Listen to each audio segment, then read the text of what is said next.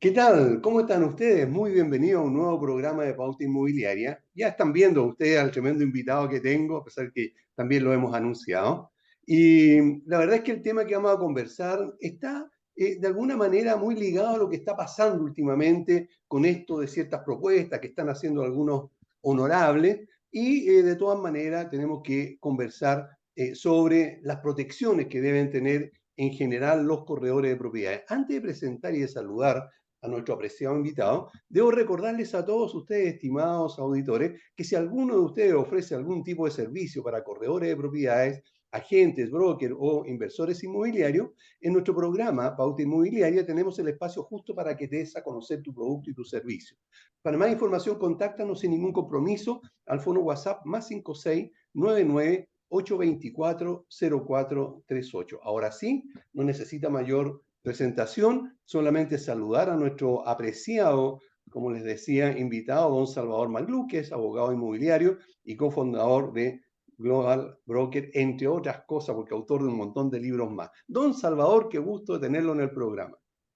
Don Aníbal, para mí es un placer poder compartir el día de hoy junto a usted en este gran programa Pauta Inmobiliaria, en donde, como usted bien decía, muchos corredores de propiedad, administradores, inversionistas, son parte de una gran comunidad que usted ha formado, así que agradecido sin duda a esta plataforma en donde vamos a poder conversar de lo que usted desee el día de hoy. La verdad de las cosas, muchas gracias, Salvador, es que hay una situación que generalmente no se da muy bien entre los mismos corredores de propiedades y que está relacionado con la promesa de compraventa. ¿Por qué? Porque a veces no se entiende bien lo que significa y muchas personas creen en la palabra de otros, ¿verdad? Lo que no es malo, pero a esta altura de la vida a veces es mejor eh, cerciorarse o tener una cierta seguridad. Pero antes de llegar a eso, lo primero que quisiera preguntarte, Salvador, es qué es lo que debiese hacer, en primer lugar, un corredor de propiedades cuando le llega un cliente que quiere vender su propiedad. Es una excelente pregunta, estimado don Aníbal. Primero es verificar si estamos o no ante un vendedor habilitado. Esto pasa en la práctica, de repente un pololo llega y dice, ¿sabes qué? Yo tengo una propiedad en venta y al final resultó que era la polola, resultó que tenía una hipoteca, una prohibición. Por lo tanto, lo primero que hay que hacer cuando se capta un cliente que tiene un inmueble para ser vendido es llegar al vendedor habilitado, pedir una copia del título de dominio, una compraventa, una permuta, adjudicación, una herencia, revisarla, si hay algún tipo de hipoteca o prohibición, alguna deuda, o ver si hay algún antecedente que se requiera ser perfeccionado antes de la compraventa. Porque el recurso más valioso es el tiempo, por lo tanto el corredor debe investigar, debe hacer un estudio preventivo o con su equipo maestro, con su abogado, para determinar si ese inmueble está o no en condiciones de ser colocado en el mercado. Perfecto. Si tuviéramos que enumerar, Salvador, la documentación que debiera solicitar el corredor al propietario para estar seguro de lo que tú dices, ¿qué documentación podría ser? Hay dos posibilidades, don Aníbal. Hay corredores que lo hacen en la práctica, van al conservador de bienes raíces a revisar el título de dominio, a revisar la inscripción y después van a la dirección de obra municipal, a efecto de cerciorarse de que todo está en orden. Pero si usted quiere los documentos, con mucho gusto los revisamos. Primero, título de dominio o títulos de dominio de los últimos 10 años, la copia de inscripción de esos documentos, un certificado de hipotecas y gravámenes de prohibiciones, interdicciones de enajenar, un certificado de litigios, un certificado de declaración de bien familiar, en el sentido que no se ha declarado como bien familiar, un certificado de numeración domiciliaria ante la Dirección de Obras Municipales, un certificado de no expropiación ante la Dirección de Obras Municipales y al Servio. En el Servio se puede sacar de forma instantánea en servio.cl y en forma gratuita la fotocopia de las cédulas de identidad del o los vendedores, certificado pago de contribuciones o de exención, el rol de avalúo fiscal, las cuentas por servicios básicos. Eso sería en general. Es básicamente si usted quiere la documentación que se requiere para un estudio de títulos de dominio. Pero como le decía, para empezar, el corredor lo que debería hacer es apersonarse al conservador de bienes raíces con el número de inscripción. Usted sabe que tiene un número, un foja, año, va, ¿Ya? revisa que todo esté, digamos, en condiciones y en la dirección de obras municipales para certificar que hay un permiso de edificación y su consecuente certificado de recepción definitiva de las obras, porque la Dirección de Obras Municipales, por decirlo de alguna forma, es la que se encarga de revisar de que todo lo que está construido sobre el pedazo de la tierra, ¿cierto? Que es el predio, está construido en forma. Correcto. Ahora, dentro de, de la documentación que mencionaste, estaba el certificado de litigio. ¿Nos puede explicar de qué se trata? Usted hoy día, don Aníbal, si está en un pleito, en un juicio, en un litigio, para determinar quién es el dueño o el propietario de ese bien inmueble, usted puede pedirle al conservador que él lo inscriba. Le pongo un ejemplo. Yo con usted me estoy disputando un predio en Chile Chico y yo digo que usted dice que es el dueño y yo digo que somos el dueño. Entonces, estamos litigando sobre el derecho de dominio sobre ese predio. Entonces, ¿qué puede hacer cualquiera de los dos litigantes, usted o yo? Podemos tomar una copia de la resolución o digamos que provee la demanda. Le digo, conservador de Chile Chico, por favor, al margen de este título de dominio, usted inscriba que hay un juicio pendiente. ¿Para qué? Para que la persona que haga el estudio de títulos vea en definitiva sobre la existencia o no de algún litigio sobre ese bien inmueble en particular. Ahora, a propósito de lo que acabas de decir, en cuanto a la revisión de la documentación, eh, los corredores de propiedad podemos tener a lo mejor muchos años de experiencia, pero lo general o lo recomendable es que esto lo vea un abogado, porque hay diferentes aristas, digamos, que a uno como corredor de propiedades se le puede pasar. ¿Qué tan cierto es eso? Porque en las redes sociales, y tú estás en algunas, ¿verdad? Generalmente algunos corredores hablan de que es recomendable hacerlo ellos mismos, se ahorran los honorarios profesionales de un abogado, pero también hay un riesgo. ¿Nos puedes comentar un poco sobre eso, por favor? En estricto rigor, don Aníbal, un estudio de títulos de dominio es un informe en derecho y como tal tiene que ser suscrito o firmado por un abogado habilitado para el ejercicio de la profesión. Porque hay diferentes situaciones que se pueden dar en el estudio mismo y cuando uno como abogado firma un estudio de títulos de dominio, lo que hace en definitiva es decir cuál es la salud jurídica de un bien inmueble, ante lo cual sin duda una persona que tenga el conocimiento técnico especializado en la materia es el único habilitado para poder realizar este informe. Ahora bien, un corredor inmobiliario lo que sí puede hacer es hacer una especie de un estudio preventivo con su experiencia, pero en definitiva, quien tiene que dar el visto bueno o quien, digamos, tiene un bagaje de toda esta normativa es un abogado que deberá señalar esta información en un informe escrito y firmado bajo su responsabilidad. Por eso siempre aquí prevenir es mejor que curar. La asesoría ex ante es mucho más barata y eficiente que cuando ya tenemos un problema, digamos, y no nos dimos cuenta. Ahora, ¿qué podría significar un error por parte de un corredor de propiedades, ¿verdad? Y llegar, digamos, después de verse Mm. enfrentado, digamos, ante el conservador que detuvo que objetó, digamos, la inscripción? Lo que sucede, don Aníbal, que nosotros en Chile tenemos un sistema conservatorio que es diverso, por ejemplo, al que hay en Alemania y en otros países europeos. Le voy a explicar por qué. Usted va en Alemania, va a comprar su casa y cada inmueble tiene una carpetita, antiguamente física, hoy día digital. Entonces aparecen quienes han sido todos los dueños anteriores y todas las sesiones de derecho, las compraventas, las herencias, etcétera. Por lo tanto, hay una historia lineal en un solo soporte, en una sola carpeta. A diferencia en Chile, nuestro registro conservatorio, que fue instaurado por nuestro Código Civil en el año 1855, no tiene una historia lineal. Por lo tanto, hoy día un mismo inmueble puede ser objeto de posesión por dos personas distintas. A esto se le llaman inscripciones cruzadas. Ahora, ¿para dónde voy? Hoy día en Chile la inscripción de una compraventa, por ejemplo, en el conservador, en el registro de propiedad, no acredita que usted sea dueño. Lo que acredita es que usted tiene la posesión legal de ese inmueble, que es distinto. Y si usted esa posesión legal la ha tenido, por ejemplo, por el plazo de 10 años, usted podría llegar a hacerse dueño mediante la prescripción adquisitiva. Pero eso no significa de que usted sea el dueño. Entonces, el estudio de títulos de dominio tiene por objeto establecer si un tercero podría llegar a disputarle esa posesión. Entonces, la intención del estudio de títulos de dominio no es decir quién es el dueño, sino que es decir quién tiene la posesión material y si alguien en el futuro me podrá interponer un juicio para discutirme, como le comentaba yo, esa posesión. Y esos son temas técnicos que requieren de un estudio más allá de revisar el mismo resumen de la compraventa o el título inscrito. Por eso es tan importante que un especialista, digamos, en la materia pueda desarrollar este informe. Perfecto. Ok. Ahora, entrando ya en materia de lo que habíamos anunciado, ¿no podrías describir un poco qué es una promesa de compraventa de un inmueble y específicamente cuál es su objetivo o para qué sirve?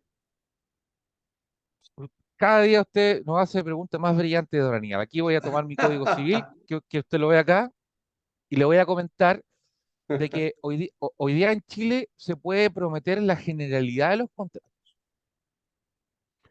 Hoy día esta convención tan relevante solamente tiene un artículo que es el 1554 del Código Civil que habla de la promesa, pero no habla de la promesa de compraventa. Usted puede prometer arrendar, puede prometer celebrar un derecho real de hipoteca, un usufructo, un uso, una habitación, un contrato de comodato, un contrato de permuta. Pero lo que usted no puede prometer civilmente es casarse, don Andrés. O Ah, sea, pucha, eso usted no puede prometer qué casarse. tarde me llegó la noticia, pero bueno. ¿Sabe? Y le voy a comentar por qué. Porque ¿Ya? cuando usted firma, por ejemplo, un contrato de promesa de arrendamiento, un contrato de promesa de compraventa de un inmueble, la parte cumplidora puede obligar a la parte que no cumple a que pueda ejecutar la obligación a la cual me comprometí. A diferencia que en el caso del matrimonio, si yo me comprometo a casar con una persona y yo no cumplo o ella no cumple mi promesa, ninguno de los dos nos podemos obligar al otro a hacerlo. Y si usted me permite, ¿Sí? el artículo 98 del Código Civil dice los esponsales o desposorio, o sea, la promesa de matrimonio mutuamente aceptada, es un hecho privado que las leyes someten enteramente al honor y conciencia del individuo y que no produce ninguna obligación ante la ley civil. O sea, ¿qué le parece a usted? Bueno, me recuerdo ya que hace muchísimos años, cuando yo era más joven o muy joven, en las historietas se veían a veces unos chistes, ¿verdad? En que había un matrimonio casándose y el suegro atrás con una escopeta, ¿verdad? O sea, ahí era para que el tipo cumpliera, digamos, la promesa al Correcto. respecto. Bueno, Y, es y sorprendente, por- o sea, para eso no, pero para todo lo demás se exacto. obliga. O sea, el contrato de promesa es un contrato que usted puede utilizar para la mayoría de los actos o contratos en nuestro derecho civil. Y en el caso particular de la promesa de compraventa de inmuebles, es relevante, como usted decía al principio del programa, usted decía lo pactado obliga. Y si usted quiere, como decía un gran sabio francés, el papel es un testigo difícil de corromper. Por lo tanto, la recomendación es que siempre todos los acuerdos, desde lo más amplio a lo más específico, conste en un documento escrito y firmado por las partes. Correcto. Entonces, no solamente esta promesa de compraventa se pueden firmar, digamos, entre un comprador y una inmobiliaria, sino que también entre privados, entre particulares, el corredor de propiedades podría, digamos, redactar o podría pedir la firma de ambas partes. Sin duda. Yo recomiendo, y así lo hablo en el ABC del corretaje de propiedades, más que un cierre de negocio, derechamente proceder a la firma de la promesa o de la compraventa. El corredor inmobiliario es una especie de intermediador entre una oferta y demanda inmobiliaria y que tiene que resolver todas las inquietudes y llegar al momento de la suscripción de esto una vez que se culmina la negociación.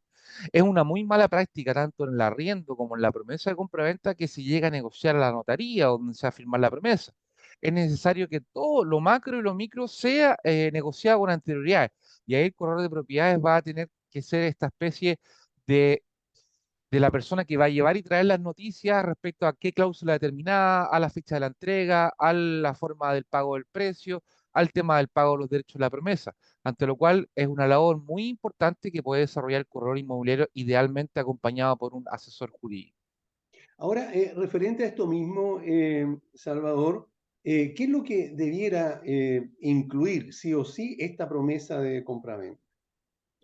Lo básico, don Aníbal, primero es la individualización de las partes, con su nombre completo, nacionalidad, estado civil, profesión, oficio o actividad, cédula nacional de identidad y rol único tributario más el domicilio. Como una parte que es la que promete vender, que se llama promitente vendedora, y la que promete comprar, que se llama promitente comprador. Una vez individualizadas las partes, hay que individualizar el objeto del contrato. Y en la promesa de compraventa hay que individualizarlo, obviamente, con su inscripción conservatoria anterior, con sus deslindes, norte, sur, este, oeste, idealmente con su cabida, con su extensión, si es que está establecido en la escritura anterior, y con el rol de avalúo fiscal. Esa es la forma correcta de individualizar el objeto. Una vez que se individualiza el objeto, en segundo lugar está la voluntad de comprar y la voluntad de vender en el futuro, y hay que establecer un plazo o una condición. Y aquí este plazo o condición, que para que la anote y lo veamos, conversamos más tarde, no tiene que quedar configurado eh, cuando acaezca la recepción definitiva de las obras. Me explico, sobre todo en las promesas de inmuebles que están en construcción. ¿Ya? Las inmobiliarias tienen la mala práctica de establecer de que la promesa de compraventa será firmada, por ejemplo, 30 días después de la recepción definitiva de las obras, pero no establecen un mes aproximado para la firma. Entonces, volviendo a su pregunta, individualización de las partes, individualización del objeto, la voluntad de comprar y vender en el futuro, y establecer un plazo y o una condición. En este caso particular, yo establecería que la condición es la recepción definitiva de las obras, la cual deberá provocarse en el mes tanto del año tanto, plazo y condición. Y posteriormente puede agregar otros pactos como la forma de pago, cómo se va a pagar la promesa de compra-venta, cuándo se va a entregar el inmueble prometido, una cláusula sobre respecto a la promoción y una cláusula que generalmente se utiliza respecto al tema de las multas por retardo e incumplimiento, que no es lo mismo. Ahora, correcto. Ahora, esto mismo que estás mencionando, viendo en el sector de la inmobiliaria, cuando mencionas que se dice 30 días después de la entrega, tiene toda la razón. Ellos nos dicen en octubre del 2025, ¿verdad? Se entregará lo dejan en el aire, por lo tanto, si hay un retraso de obra, digamos, aunque sea involuntario por parte de la inmobiliaria o la constructora, claro, se espera, digamos, hasta el final. En el caso de la compraventa de un inmueble usado, en el que está el corredor de por medio, o hay dos privados, eh, ¿existe un plazo definitivo de decir, en tal fecha debería estar cerrado el negocio? Efectivamente, don Aníbal, hemos estudiado y llevado adelante casos judiciales en donde hay que tener presente una norma que es la 19.496, que fija o establece derechos en favor de los consumidores. El que adquiere una vivienda nueva usada debe entenderse como un consumidor final en el concepto de esta ley. Y como consumidor final tiene derechos y obligaciones. Uno de los derechos que tiene es que él puede solicitar, todos nosotros podemos solicitar ante la justicia que corresponda, ante el tribunal que corresponda, que una cláusula en particular de un contrato, un acto o una convención sea declarado nulo. ¿Ya? En este caso que estamos viendo en particular, ¿por qué? Porque podemos determinar que esta es una cláusula abusiva. Porque si a mí me prometieron entregarme en marzo del 2025 una propiedad y yo hice todos los cambios, dejé de arrendar, e hice transformaciones, me cambié de ciudad, etcétera, claramente la intención es que la otra parte cumpla la fecha que estableció. Entonces es una muy mala práctica de la inmobiliaria comprometerse a entregar un inmueble o una unidad en un tiempo determinado y eso no lo cumple. Y por eso, don Aníbal, hay que tener mucho cuidado con las cláusulas de arbitraje que se establecen en las promesas. Correcto. ¿Nos puede explicar un poco de qué se trata el arbitraje? Usted puede sustraer, puede quitarle, poder llevar un juicio adelante a la justicia ordinaria, en este caso a los tribunales civiles o a los juzgados de letras, y la puede derivar a la justicia arbitral. Los jueces árbitros son abogados que están dentro de una nómina determinada para que resuelvan estos conflictos de interés.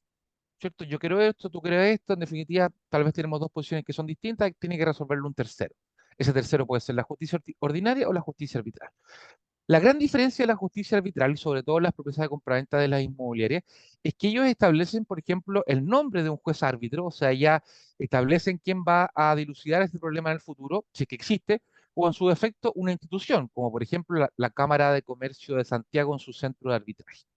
Y el tema acá, don Aníbal, es que yo como consumidor final, para pedirle a un juez árbitro o a la Cámara de Comercio de Santiago o de Valparaíso, que inicie este proceso arbitral, yo tengo que sacar plata a mi bolsillo y pagarle al juez. Lo que es muy prudente, sin duda. Pero eso es una barrera de entrada para que el promitente comprador, en el caso de que tenga este u otros problemas, deba pagar un dinero que no debería pagar en la justicia ordinaria para iniciar un proceso judicial. Por lo tanto, nuestra recomendación es que en definitiva usted negocie y la verdad, esto molesta un poco, Daniel, porque las inmobiliarias no deben mandar la promesa en PDF, en el formato PDF, sino que tienen que mandarla en formato Word, porque mandarla en PDF significa que usted no la puede modificar, ¿cierto? Claro, correcto. Y eso habla de que hay, incluso yo he visto portales de venta de unidades nuevas, en donde dice promesa compraventa y abajo colocan, la promesa no se puede modificar.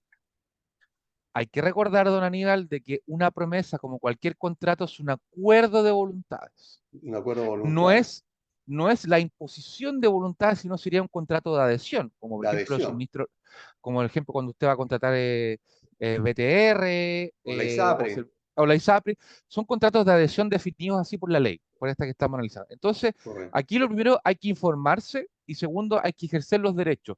Esto en una voluntad colaborativa, pero también, ¿cierto? El consumidor y las inmobiliarias también tienen que vislumbrar por los ¿Y, derechos y proteger los derechos. y sabes tú de experiencias de alguna inmobiliaria que haya accedido a modificar el contrato Sin en esto o duda, en otro? ¿Sí? sin duda, sin duda. Primero va a haber una reticencia, pero uno tiene que entender que consumidor, usted, don Aníbal, como gran inversionista, usted sabe que usted es el que mueve la economía. Producto de la persona que va y pide un crédito hipotecario, es decir, ustedes como consumidores son los que compran la arcilla para hacer el ladrillo, el cemento, los áridos, Claro, el transporte para transportar esos materiales a la construcción, todo lo que son las cuadrillas de trabajadores, los ingenieros, los arquitectos y todo lo que conlleva, y también la banca, ante lo cual uno como consumidor es el que mueve el sistema financiero y en este caso constructivo e inmobiliario. Ante lo cual yo como consumidor le digo muy respetuosamente, mire, sabes que yo prefiero esto por este motivo, siempre tiene que ser un tono respetuoso y con una argumentación de fondo, y en el caso del arbitraje es el que yo le comentaba, que esto es una barrera de entrada. Y en el caso que exista algún tipo de discrepancia, contratar a una persona que sea experta en negociación o sin duda yo lo que aconsejo es que las promesas de compraventa las revisen antes de poder firmar, porque sin duda uno está involucrando su patrimonio, su claro. capacidad de crédito, potenciales multas. Por lo tanto, es importante usted siempre asesorarse en este punto. Eh, Salvador, ¿qué es una cláusula penal en un contrato? Usted veo que es un gran estudiante de Derecho o así lo podría hacer usted, don Aníbal, y así Lo he nos gustan leído a las usted preguntas. muchas veces, estimado, por eso que algo sé. Mire, el artículo 1535, aquí estamos con nuestro Código Civil, que usted lo puede ver acá, dice, la cláusula penal es aquella en que una persona, para asegurar el cumplimiento de una obligación, se sujeta a una pena, que consiste en dar o hacer algo en caso de no ejecutar o de retardar la obligación principal. En palabras sencillas, es la evaluación anticipada de los perjuicios que me podría causar el incumplimiento de la otra parte. Es decir, en el caso de una promesa de compra-venta, una cláusula penal, es decir, ya, yo voy a comprar este departamento, perfecto, y en el caso que tú no me lo vendas, eso va a tener una sanción, una pena, y esa evaluación es de tanto porcentaje o de tanto dinero. Eso sería, digamos, una cláusula penal. Y ¿Y al también revés sería una, también? por supuesto, por supuesto. Por eso las cláusulas penales, mire, aquí hay que entender de que los consumidores con los proveedores, como dice la norma, en este caso la inmobiliaria y los compradores, tienen que estar siempre en una posición colaborativa. Ahora, revisando las promesas de compraventa de la generalidad de la inmobiliaria, no se presenta esa relación como tan colaborativa. Por lo tanto, aquí el que va a comprar debe revisar eso y debe negociar. Y si usted no está de acuerdo con algo, tiene que plantearlo y negociarlo ahí con la inmobiliaria. Mientras más seguridad usted tenga, más capacidad o poder de negociación va a tener, recordando que no somos nosotros los que movemos, digamos, la industria inmobiliaria. Y en segundo término, otra cláusula penal, que la que recién vimos es una cláusula penal compensatoria, pero también hay cláusulas penales, digamos, moratorias por la demora. Se podría establecer que por cada día de atraso en que la inmobiliaria no firme la compraventa o no me entregue el inmueble, será sancionada con tanta cantidad de pesos o unidades de fomento. Porque también es justo, ¿cierto? Porque yo me estoy planificando. Yo estoy comprando este inmueble y usted me lo está prometiendo entregar en marzo del 2025 y si no me lo entrega usted me va a causar perjuicio. Correcto. Entonces, por eso hay que ser justos o intentar en el plano del deber serlo, porque como seres humanos siempre nos vamos a equivocar sin duda. Ok, correcto. Bueno, lamentablemente se nos está acabando el tiempo, Salvador. Quiero darte las gracias por la gentileza de haber accedido a acompañarnos y estar explicando estos temas a nuestros auditores. Así que muchas gracias por habernos apoyado el día de hoy. Con mucho gusto, don Aníbal, siempre estamos presentes. Pauta inmobiliaria, todos los corredores que lo ven. También está la posibilidad, sin duda, de ser auspiciador, como usted lo dijo al principio. Así que esta es una gran oportunidad para ellos. Un abrazo para todos que nos están viendo y escuchando. Y sin duda para el creador de esta gran plataforma de difusión, don Aníbal Ahumada. Muchas gracias. Nos vemos en un rato, no se vayan.